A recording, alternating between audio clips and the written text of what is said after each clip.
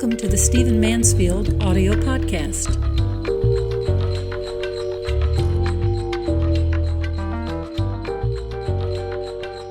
I want to talk to you in this podcast about the whole issue of civil liberties, the issue of our privacy, and the issue of both government and corporate intrusion into that privacy. Now, the sentence that I've just said causes some of you to think that perhaps this is just the province of liberals, that folks like the ACLU pay attention to civil liberties and to privacy issues, etc. But I want to suggest that this whole area of privacy, the whole area of the government intruding into civil liberties, the entire arena of our privacy being invaded, both by corporations and government, is something that every citizen ought to be concerned about. And in a sense, it really is a conservative, and I'm speaking as a political conservative, it really is a conservative concern. Conservatism, by definition, is about the idea that government needs to be limited, it needs to be bound by law, it needs to be restricted. The Founding Fathers even maintained the idea that federal government is different from state government, is different from county government, and that citizens were freer if each level of government is sort of contained and accountable to its citizens.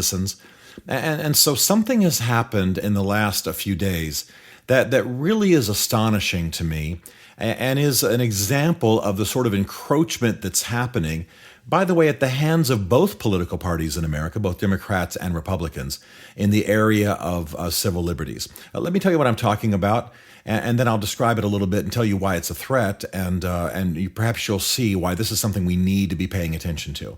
At the beginning of this year, 2012, President Obama signed the National Defense Authorization Act. Now, in some sense, a president signs something like this every year. It's what renews funding for certain programs. It's what defines the financial scope of our military. But in this year, there was a dramatic expansion of the federal government and particularly the military's control over civilian lives when it came to the war on terror. And this has been something upsetting to both sides. This NDAA, National Defense Authorization Act, was debated in Congress.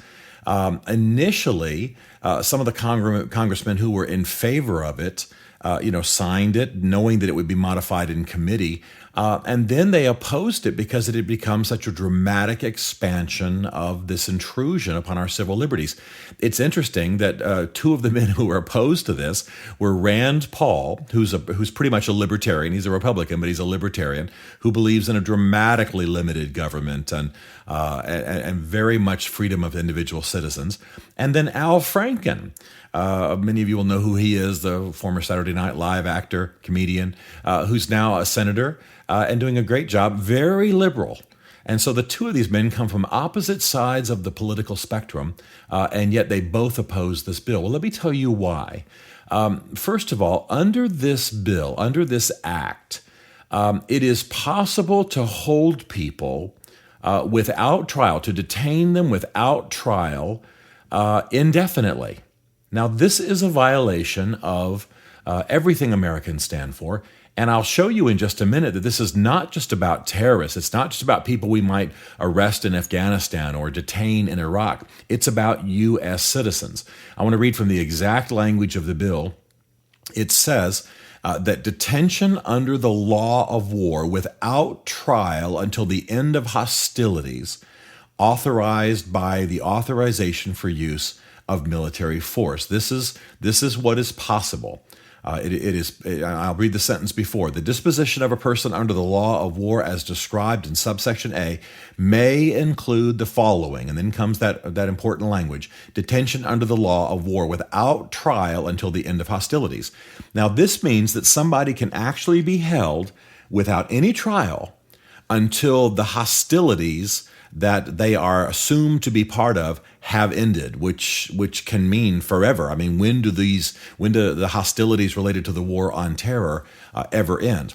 Now, I have to say that most Americans wouldn't get too upset about this if this related to confirmed terrorists or people who had just, done something violent in Iraq, in Afghanistan, in some other country. But what's interesting is that this does apply to U.S. citizens. In a later act section or part of the act, 1022, it says, the requirement to detain a person in military custody under this section does not extend to citizens of the United States. Now, I know that doesn't sound very inflammatory, but it's lawyer language. In other words, the military is not required to detain citizens of the United States, but it may. To say that the requirement does not extend means that the option of doing so is present. So let me put this all together.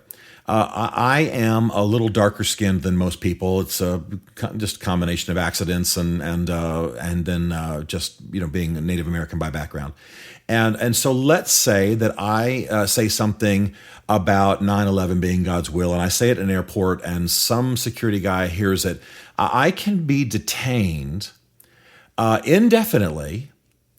Even though I'm a U.S. citizen, I can be detained indefinitely because I have in some way come under suspicion of supporting the war on terror. And if you think that that's overstated, listen to another provision in the Act which relates to an expansion of the definition of a war on terror. It says that among those whom this Act covers are people who substantially supported Al-Qaeda, the Taliban, or associated forces that are engaged in hostilities against the United States or its coalition partners. Now, on the one hand, I'm not flying to Afghanistan and shooting against the U.S. Army. Of course not. But I suppose that I say something, write something that seems to give support to 9/11, or I have Christian friends who think 9/11 was the judgment of God on America. Suppose that's said in some public forum, and it seems to give support to associated forces, quote unquote, of the Taliban or Al-Qaeda.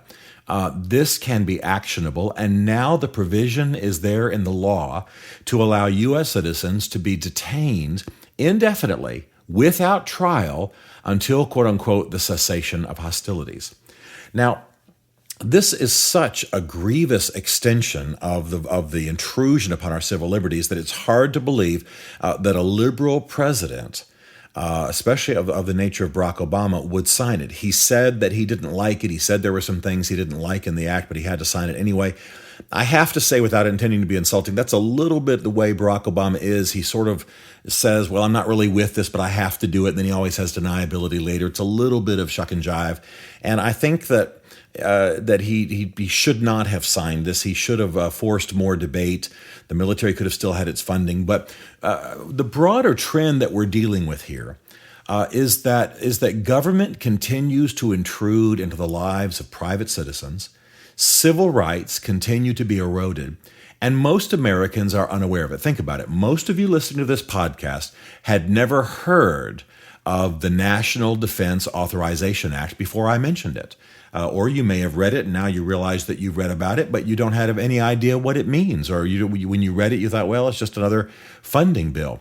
Very few people have brought to the fore the idea that this is a dramatic expansion of incursion into civil rights, that it's not just the left, but the right are quite upset about it. And yet this thing passed the Senate with 97 votes. So all of that to say that it's something we want to start paying attention to. This is not just the province of the ACLU. It's not just the province of Freedom Watch or other organizations that focus on this. We are seeing an increasing incursion into our civil rights. And I want to say, too, that many people were upset with George W. Bush because he got the phone companies, his administration got the phone companies to cooperate with intelligence gathering and surrender phone numbers and allow for the monitoring of phone calls and things like that. And the Civil Rights Watch community were it was just up in arms. And I certainly am opposed to some of what the Bush administration did when it came to the incursions into civil rights. This act is a dramatic expansion beyond that. And yet it's being done by a president who at least gives lip service to greater civil rights than George W. Bush maintained. So the important point here is that it's both parties. It's people who speak on both sides of the issues.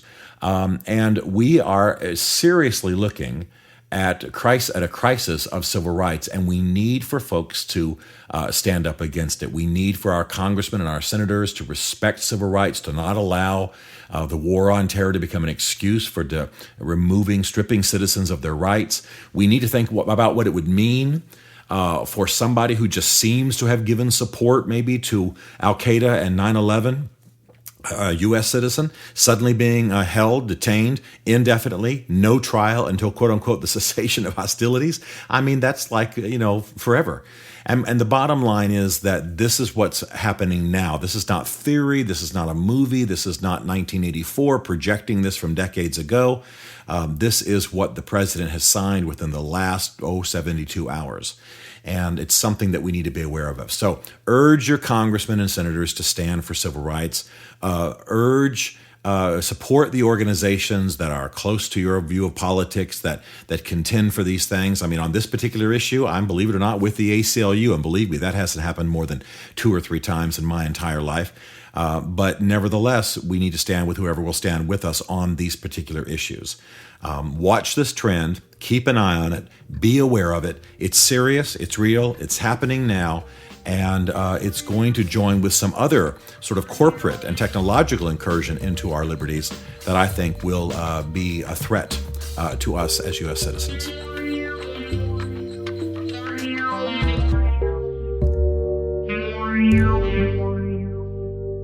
This Stephen Mansfield podcast was brought to you by the Mansfield Group. Find us at mansfieldgroup.com.